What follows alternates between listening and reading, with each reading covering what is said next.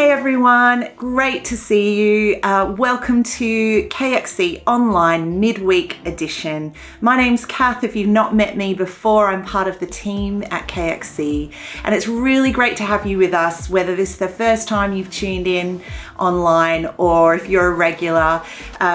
Midweek Edition is really just a chance for us to pause midweek, to look up, to reflect, to take a breath, and to just center ourselves around God again as a community. And today we've got a great lineup. We've got an interview with our good friend John Mark Comer, a short talk from Emma Hetal, as well as beginning and finishing up with a song of worship. So why don't we just get into it now? We're going to begin with some worship.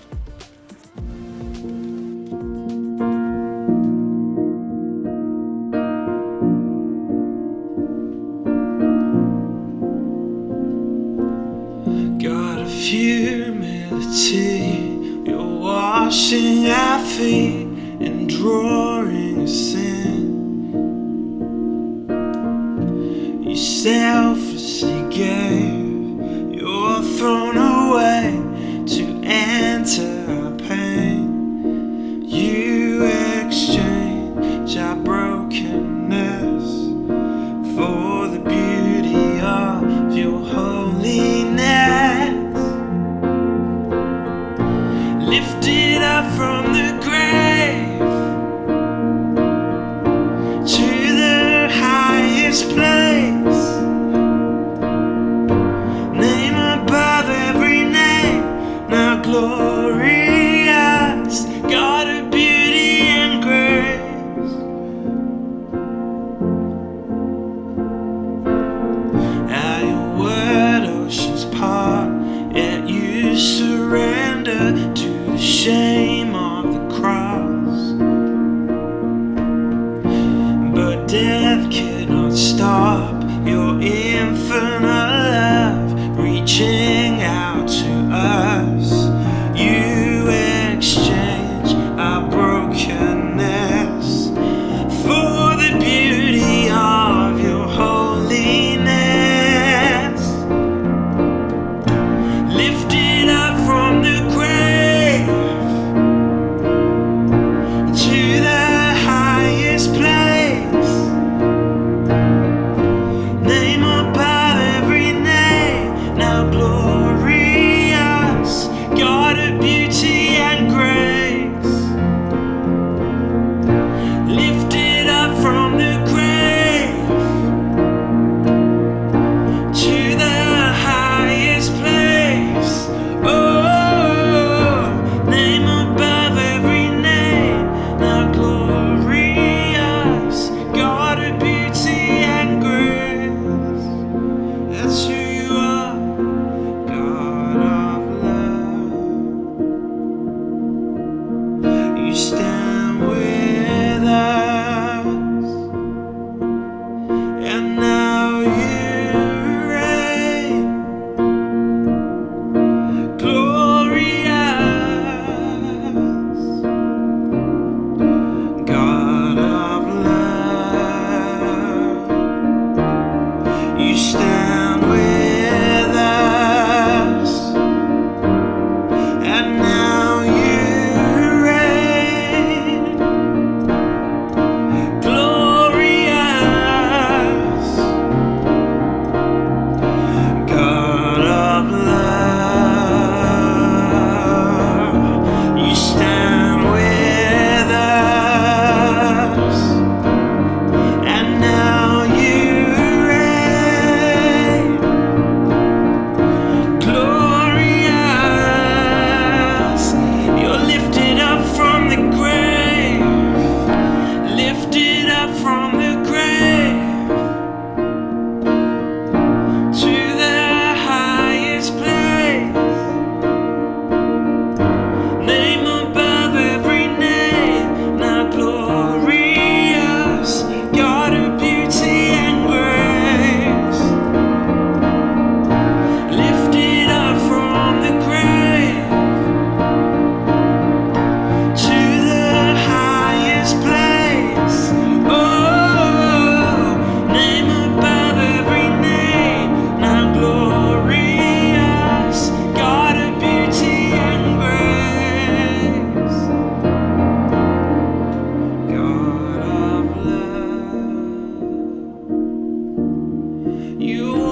always stand with us,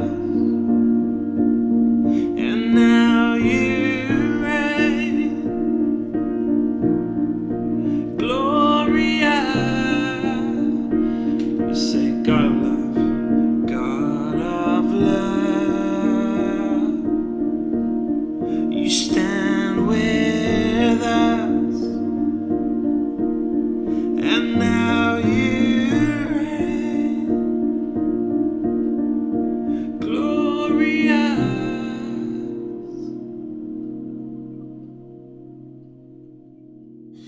So John Mark, thank you so much for carving out space for this conversation. So we're trying to facilitate a number of discussions with friends that we track with and asking the same two questions. Number one, what do you discern the Spirit doing in this moment? We're kind of launching out from Matthew 16, where Jesus says, you can look at the stars and you can forecast the weather. Why can't you read the signs of the times? And we feel like it's part of our task as the followers of Jesus to discern what is the Spirit doing so we can jump on board. Second question will be, what are you personally learning in this moment of crisis? But we'll start with what when you look at what's happening right now and you read culture, which you're so gifted at doing, but then also trying to discern what's the Spirit doing. Yeah. How do you discern what the Spirit's doing in this moment?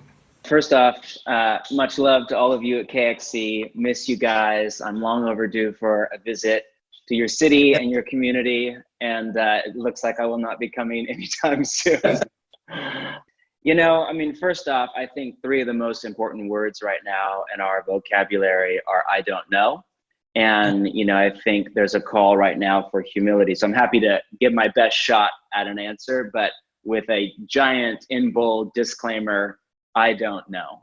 But to the best of my ability to discern, I think there's a stripping down right now and a reseeding. So by way of a metaphor, you know, I live right off of downtown Portland. If you've ever been to Portland, downtown, the densest part of the city, abuts up against what's called Forest Park, which is the largest urban forest in the United States of America. So it's by the grace of God, have this dream set up where we live right on the edge of downtown, and the back of our house is this 5,000 acre forest. No yard, just a little deck, and then just environmentally protected land. So it's a massive gift.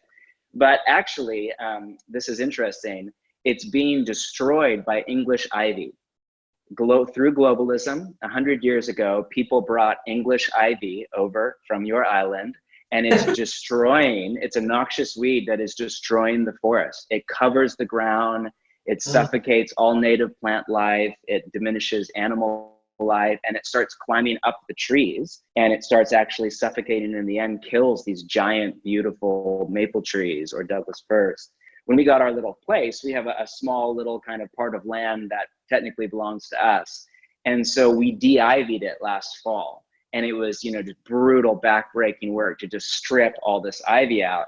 And when it was done, it was hideous. All that was left was like roots and mud. And then it exposed all of the like stuff that was hiding underneath the forest floor. So there was like garbage and beer bottles, and there was like this horror movie stuffed animal that had decomposed that was like right out of a horror movie. It was like, so I felt like I had to cast out the demons after I threw it in the garbage. It was so creepy, right? So just imagine years of rain and mud and, you know, worms. And it just exposed all of that. We had to clean all the garbage and debris out. And then it just sat there, and it was just ugly because it missed all the fall leaves. It was just mud. It got rained on. And then now what's happening in spring at the end of winter is there's this reseeding, and all of a sudden, all of these new indigenous plants and shrubs and trees, even these little maple trees that are like 6 inches tall, that are just now hundreds of them starting to grow up. And there's this like new life that in spring is just starting to burst through. So, you know, I was watching that one day, and I felt like the Spirit was saying, this is a pruning, but it's more. It's actually a stripping away. Wow. And with that stripping away, new things will come in its place that weren't there before, new life. So I think, you know, I don't know about you guys, but in our church, there's more dreaming right now, like literal dreaming and prophetic dreaming, and we've had in years. There's all sorts of creativity. There's all sorts of work and initiative and flexibility. The world feels more mutable than it has in a long time. It feels like if you can transition your mindset from anxiety about the future to the possibility of the future, that opens up a wide kind of space in your heart to dream with the Spirit. So I think there's a stripping away, and it's brutal and it's hard, and it exposes all of our ugly stuff. It exposes the debris in our heart. It exposes what psychologists would call our attachments, what Calvinists would call our idols, these things that are deep in us, that have taken root in us, that we think we need to be happy, but are actually holding us back from happiness in the kingdom of God. And it's a gracious invitation for God to remove those out of our heart as they are exposed. And I think that as we come to the end of this winter, there is already a reseeding, that right now the Spirit is planting seeds, dreams, visions. There's going to be a lot of change. I think a lot of people overblow, the world will never be the same. And I think that's melodramatic. I'm more on the conservative side. I think it will return to a semblance of normal. I think people will come back to church. I think it might just take a while, but I don't know. Again, I don't know. But I do think that we won't come back the same. I think there will be all sorts of change, new initiatives. I think people will be moving and starting new businesses and changing careers and changing living patterns and relationships, and churches will come back differently with different operating structures and different architectures. And I think there's a beautiful new space in the church for a reseeding. And then I think that same stripping is going on at some level, in the world. As, our buddy Mark Sayers would say, I think God is humbling the West right now. All of our money and technology and science and medicine is powerless against a microbe. And the secular fear of death is higher than it's ever been right now. Because in the secular worldview, there's no meaning or purpose to suffering. It's the only worldview of all the kind of 6 major worldviews that has no meaning for suffering. At best, suffering is an interruption to the kind of point of life, which is survive and kind of be happy in the secular Darwinian model. And so I think there's a real stripping away right now of what people have put their trust in and the trust structures of Western secular society. I don't know where that will lead, but I'm praying it will lead to a new humility, a new cognizance of our mortality, and a new opening to God and spiritual hunger. Yeah. In terms of trying to sort of ready ourselves or be attentive to that work of the Spirit, things are being stripped back, but there's a reseeding. At one level, there's grieving, the loss that we're experiencing of what was normal. Which is right and fitting. Yeah, so there's a grieving, but there's also a dreaming. How do we do these things together? I've been using Ronald Rolheiser's 5-step paradigm from Eastertide, which is in his book, The Holy Longing. So he writes about the kind of 5 movements in the church calendar of Eastertide, of Good Friday, where you get in touch with death and loss. Easter, you get in touch with resurrection, new life, hope. The 40 days after Easter, where the disciples had to kind of acclimate to a new relational dynamic with Jesus, where he was there, but not all the time. The Ascension, where Jesus actually left the disciples to go to heaven and bless them. And then Pentecost, the coming of the Spirit. And he takes that as kind of a 5-stage emotional process for how to both kind of process your grief of what you've lost and dream for the future. And his 5 things are: name your deaths, claim your births, grieve what you have lost and adjust to the new reality. Do not cling to the old, let it ascend and give you its blessing, and accept the spirit of the life that you are in fact living. What I'm doing is I just did a 2-page kind of big moleskin journal thing, and I just wrote out each one, name your deaths. And I just wrote out about 12 things that I'm grieving the loss of right now, from Sunday gatherings to my sabbatical to, my 40th birthday party, just all the stuff, major and minor. Then claim your births. What's the Spirit stirring? What are the new things? There's some incredible new things in my life and our church last month.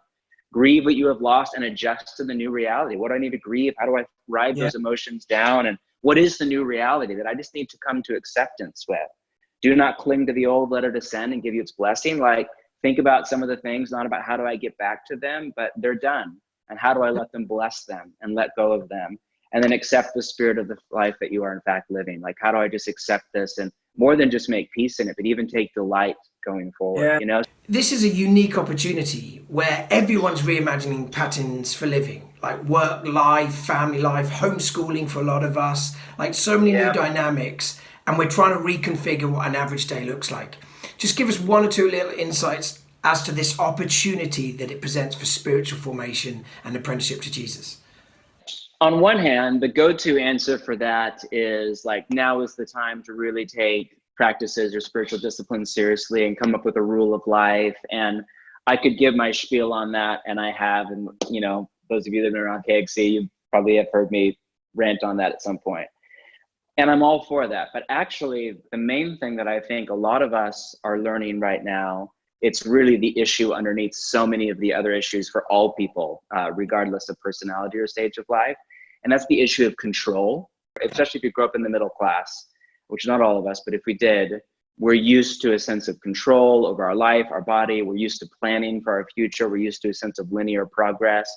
And that control is not all bad, but it is very damaging to growth in faith, hope, and love. If you think about the three theological virtues, all three of them are incompatible with a control. And right now, we're just painfully aware of the fact that we're not in control. Yeah. And I mean, planning right now is an exercise in comedy. You know what I mean? It's just like, I don't know. And so I think the growth edge for me right now is holy uncertainty, is what the mystics called it, which is how do you live in that, you know, Exodus 16 manna kind of space of, you know, Jesus in the Sermon on the Mount, take no thought for tomorrow, sufficient for the day. James chapter 4, don't make plans and the arrogance of there, you know, if the Lord wills, you know, all such boasting is evil. That childlike, holy uncertainty of, we don't know how long this will last. We don't know what the fallout will be. We don't know what this will do to the church. We don't know what this will do for the culture, make it more secular or less secular. We just don't, more partisan, less partisan. We don't know. And just learning to release the illusion of control, not to hyper spiritualize it, but to live on our manna, to just trust God for our daily bread, to make our plans and then set them down, have a cup of tea, chuckle, and say, I don't know, but God is with me. He will bring good out of this. And I trust him that he is the good shepherd. And right now I have all that I need. Amazing. So that for me, more than spiritual disciplines, more than rule of life, more than, man, exercise, I'm for all of that stuff. But man, the growth edge for me is, how do we embrace holy uncertainty? In which case, if we could let that in, we could come out of this, sure, with the rule of life and disciplines, 110%, but we could come out of this with an incredible freedom and buoyancy and compassion and a new capacity for love and faith and hope. Final question then. Like, I feel like this is a moment, that image you had of stripping back and receding, I feel that personally, as well as a kind of church-wide or organization thing, or even a cultural thing. Like, I'm being exposed. The very best and the worst of me are on display for my family to see, for others to see. 100%. I'm learning some major things about myself. Not a lot of it's pretty. What are you learning in this moment? Where are you finding God in this? I'm learning to live in the moment. I'm learning to release the illusion of control, to chuckle when things don't go according to plan. And I'm learning just how deep the attachments and the trust structure, as Robert Mulholland called them, go in my heart. How attached I am to our Sunday gatherings, how attached I am to our plans for the next couple of years at our church, how attached I am to me going on sabbatical and, you know, becoming more of a teaching pastor after that. How attached I am to some of our strategies and staffing plans for the next 6 months, and just like how deep all of that goes. And that's what I'm learning, is how to let go of those attachments, because I can't hold on to them anyway right now. And how do I cooperate with the Spirit rather than fight back with the Spirit? That is beautiful. John Mark, you have been an unbelievable gift to KXC. You continue to be. I just love what God's doing in your life. And what a gift you are. And we're praying for you in Portland. Feel like, you know, the church that you lead, you know, we're part of a family in this together. So we're praying for you guys and can't wait to connect again at some point.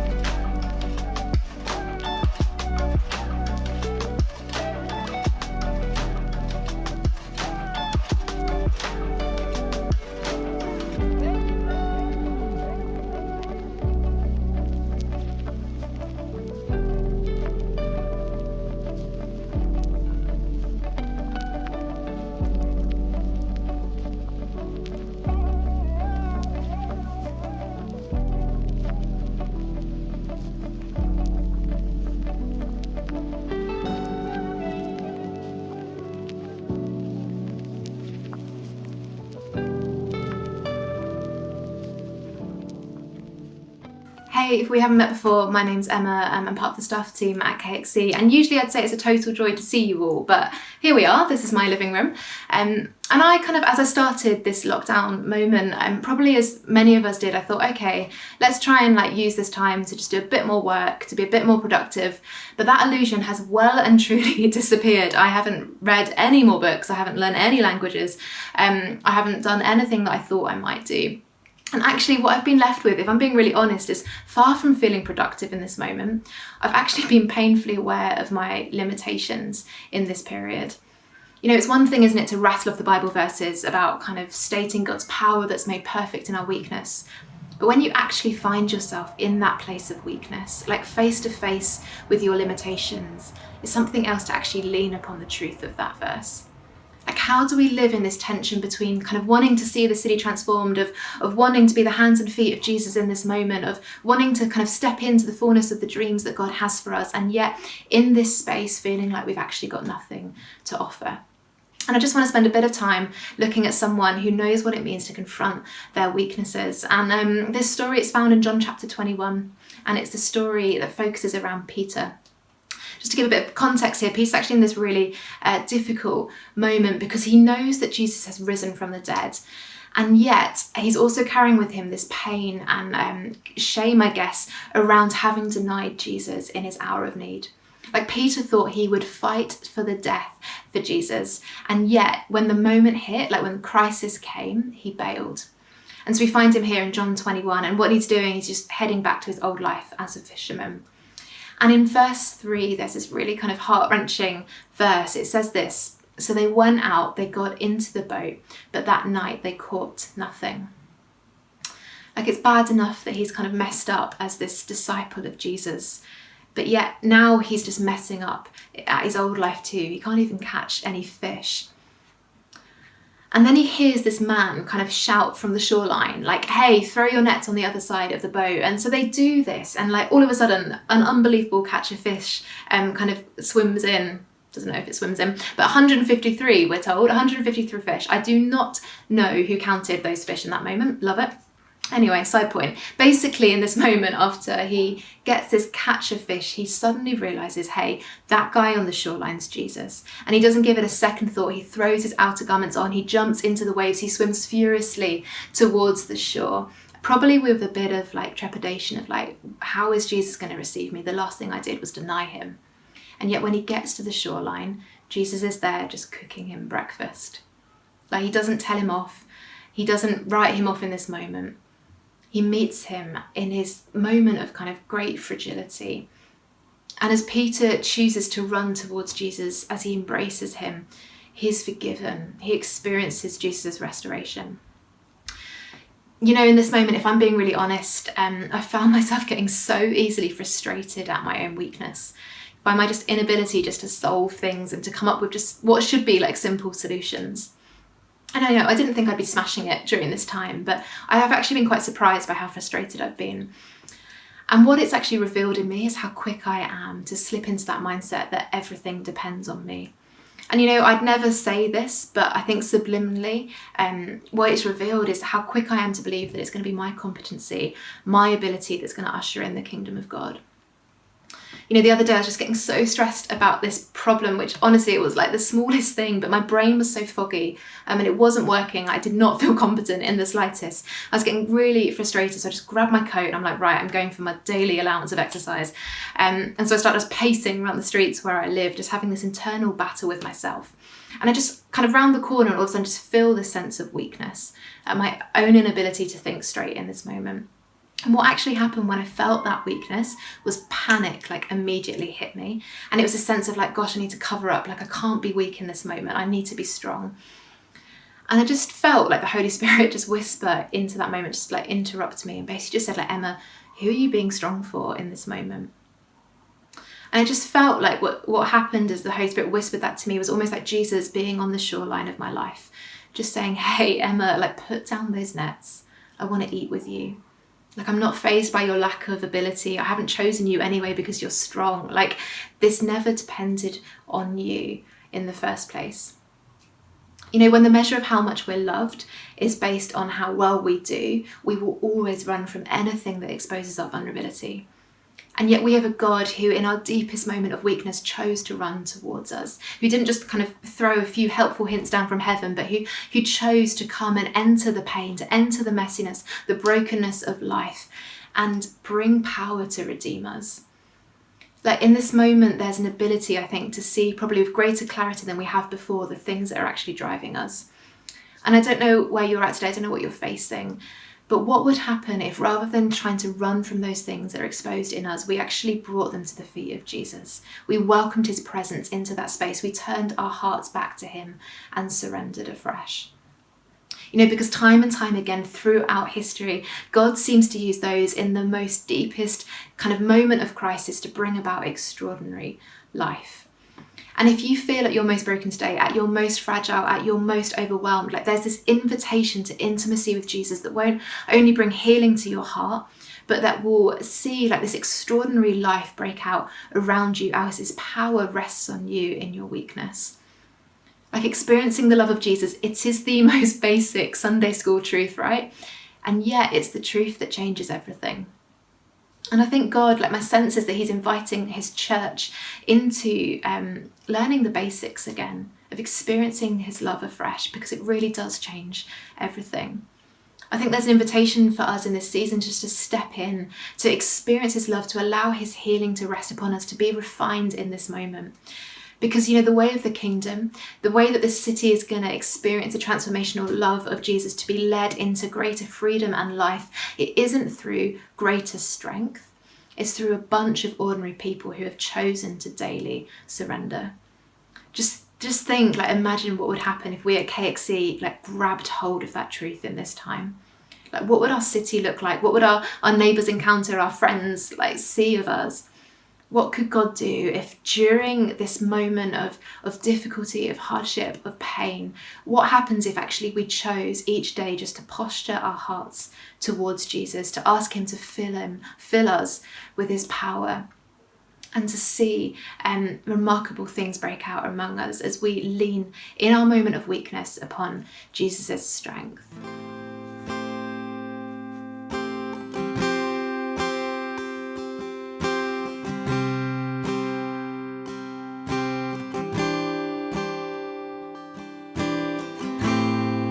When the world thought you were finished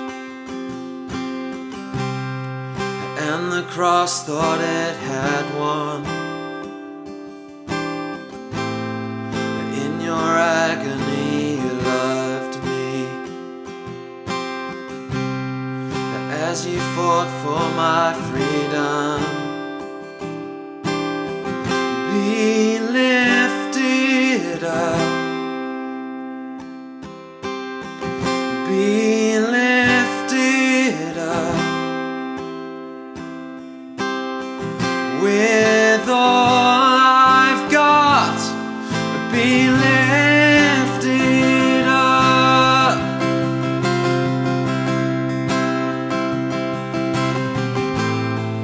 But the grave could not defeat you. What could tame a wild love? 'Cause even death bows down before you,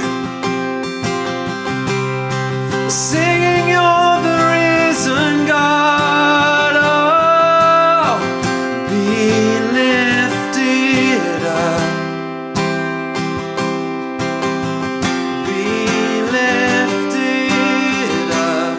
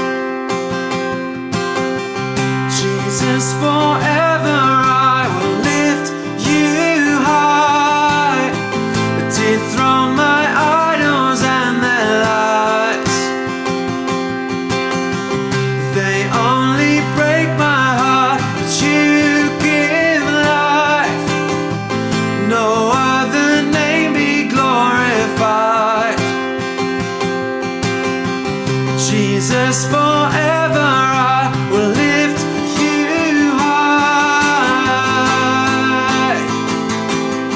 Dethrone my idols, have my attention, Lord. Only you, only you. You are my God.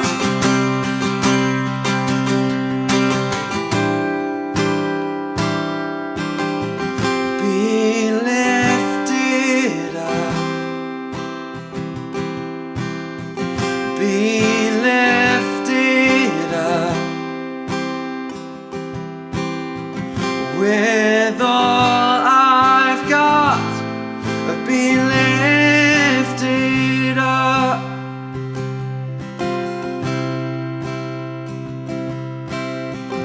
Be lifted up. Be lifted up, with all I've got, be lifted up.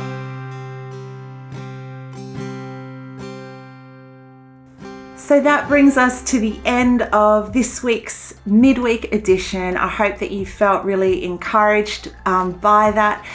Please do join us on Sunday for our Sunday services. We have a 10 a.m. family service, an 11 a.m. service, and a 4:30 p.m. service. We'd love to have you join us. But also do tune in again, same time next week for our next midweek edition. Have a great week and see you then.